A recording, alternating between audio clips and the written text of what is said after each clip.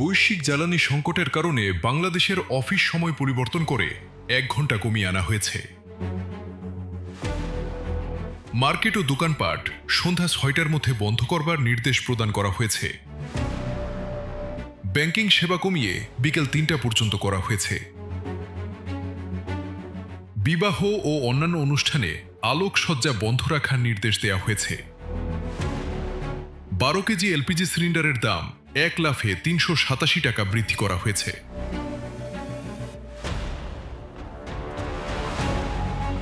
দিন দিন বাংলাদেশে জ্বালানি সংকট তীব্র থেকে তীব্রতর হচ্ছে। Welcome to Said Time. Said Speaks. মনে পড়ছে কিছু দুর্বিষহ এবং অত্যন্ত ভয়াবহ সেই স্মৃতিগুলো, কিন্তু আবার উঁকি দিচ্ছে মনে। আমার কিন্তু মনে পড়ে যাচ্ছে 2019 সালের ডিসেম্বর মাসের কথা। পুরো বাংলাদেশ জুড়ে একটি খবর বারবার কানে আসছিল। চীনের কোনো এক প্রদেশে অদ্ভুত ও প্রাণঘাতী এক রোগ দ্রুত ছড়িয়ে পড়ছিল সেখানকার লোকদের মাঝে। চিকিৎসকেরা কোনো নিরাময় খুঁজে না পাওয়াতে দিন দিন মৃতের সংখ্যাও যাচ্ছিল বেড়ে। কি এখনো মনে পড়ছে না?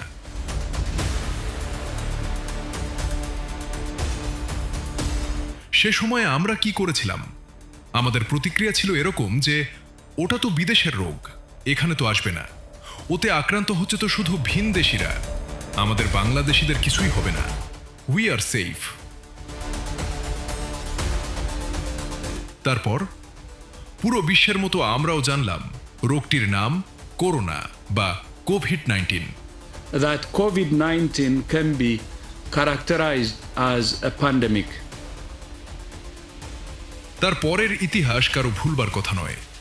পুরো পৃথিবী থেমে গেল, আমাদের দৈনন্দিন জীবনও থেমে গেল।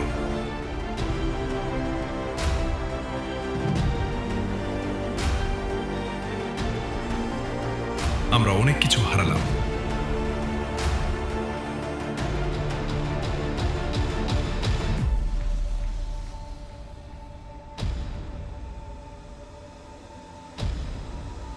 যা হয়তো আর কোনোদিন ফিরে আসবে না।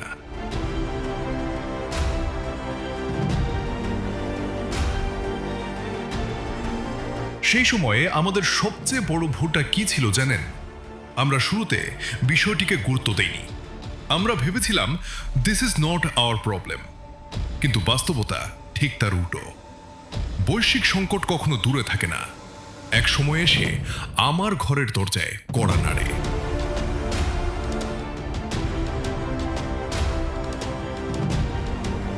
আজ আমরা আবার সেই একই জায়গায় এসে দাঁড়িয়েছি। যুদ্ধ চলছে আমেরিকা, ইসরায়েল এবং ইরানের মধ্যে, যাতে জড়িয়ে পড়েছে পুরো মধ্যপ্রাচ্য। বন্ধ হয়ে গিয়েছে জ্বালানি তেল সরবরাহের বড় একটি পথ, হরমুজ প্রণালী, যার প্রভাবে বাংলাদেশ সহ বিশ্বজুড়ে দেখা দিয়েছে জ্বালানি তেলের সংকট ও মূল্যবৃদ্ধি, নিত্য প্রয়োজনীয় জিনিসপত্রের সরবরাহ সংকট, আর্থিক ও সামাজিক অস্থিরতা।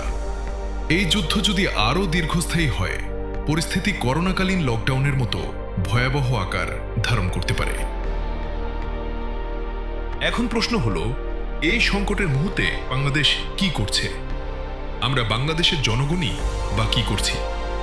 করোনাকালীন সময়ে মাস্ক, অক্সিজেন সিলিন্ডার, স্যানিটাইজার ইত্যাদির প্যানিক বাইং শুরু করেছিলাম, আর এখন করছি জ্বালানি তেল আর গ্যাস সিলিন্ডারের প্যানিক বাইং।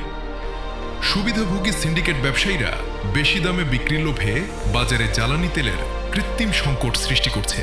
ফলে বেড়ে গিয়েছে জ্বালানি তেল এবং এলপিজি গ্যাস সিলিন্ডারের দাম, যানবাহনের ভাড়া, নিত্য প্রয়োজনীয় সামগ্রীর মূল্য। আমার এই ভিডিও বানানোর দিন পর্যন্ত সহনীয় থাকলেও যে কোনো মুহূর্তে শুরু হয়ে যেতে পারে অরাজকতা। সরকার কিছু বিবৃতি দিয়েছে, কিছু পদক্ষেপ নিয়েছে এবং নিতে যাচ্ছে, যার কোনোটাই আমার কাছে যথেষ্ট মনে হচ্ছে না। বিরোধী দলগুলোর কাজ সরকারকে প্রশ্নবিদ্ধ করা, তবে যে সকল বিষয়ে প্রশ্ন করতে হবে তার ক্রমবিন্যাস ঠিক মতো করতে পারছে তো?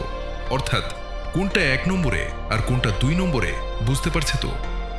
এই সময়ে যে বিষয়টাকে সবচেয়ে বেশি গুরুত্ব দিতে হবে তাকে বাদ দিয়ে অন্য কিছু নিয়ে ব্যস্ত সময় পার করছে না তো? স্বচ্ছতা শুধুমাত্র সরকারের থাকতে হবে, এটা আমাদের অন্যতম বড় একটি ভ্রান্ত বিশ্বাস। বিরোধী দলকেও হতে হবে স্বচ্ছ এবং আন্তরিক।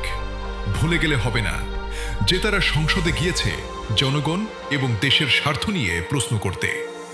সরকার সঠিক সময়ে সঠিক কাজটি করছে কিনা তা খেয়াল রাখা বিরোধী দলের দায়িত্ব ও কর্তব্য। বিবেক বর্জিত হয়ে শুধুমাত্র নিজের স্বার্থ দেখবার অভ্যাসটা মনে হয় পরিবর্তন করা প্রয়োজন। যা এই মুহূর্তে করা দরকার সবার আগে তাই করতে হবে।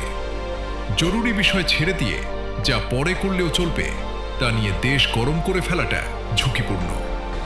সরকার এবং বিরোধী দল যেই হোক না কেন এতে ইমেজ সংকটে পড়ে যেতে পারে, হারাতে পারে জনগণের আস্থা। দেশের সব মানুষ কি চাইছে, কিসের অভাব বোধ করছে, কি নিয়ে দিশেহারা হয়ে আছে তা সবার আগে দেখতে হবে।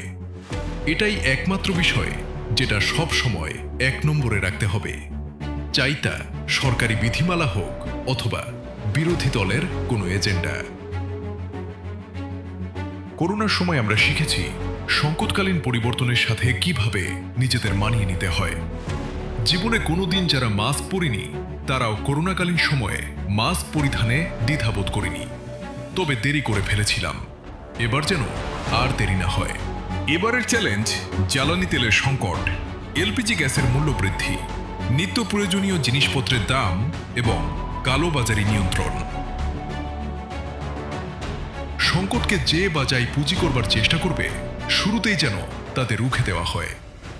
সরকার, বিরোধী দল, সাধারণ মানুষ সবাইকে সবার জায়গা থেকে বিবেক বুদ্ধি সহকারে পরিস্থিতি মোকাবেলা করতে হবে। সব দিকে খেয়াল রাখতে হবে। একপাক্ষিক হলেই কিন্তু সর্বনাশ। স্বার্থান্বেষী সকল মহল সাবধান, এখনো সময় আছে। সোশ্যাল মিডিয়া অর্থাৎ ইউটিউব, ফেসবুক, এক্স এ সমস্ত জায়গায় প্রোপাগান্ডা নিউজ ছড়ানো থেকেও আমাদের দূরে থাকতে হবে। এতে অহেতুক অস্থিরতা তৈরি হয়। বস্তুনিষ্ঠ সংবাদ যাতে দেশের মানুষ জানতে পারে সে ব্যবস্থা করতে হবে।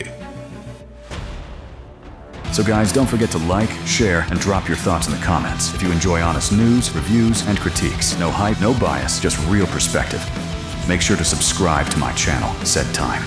I'll see you in the next one. Thanks for watching.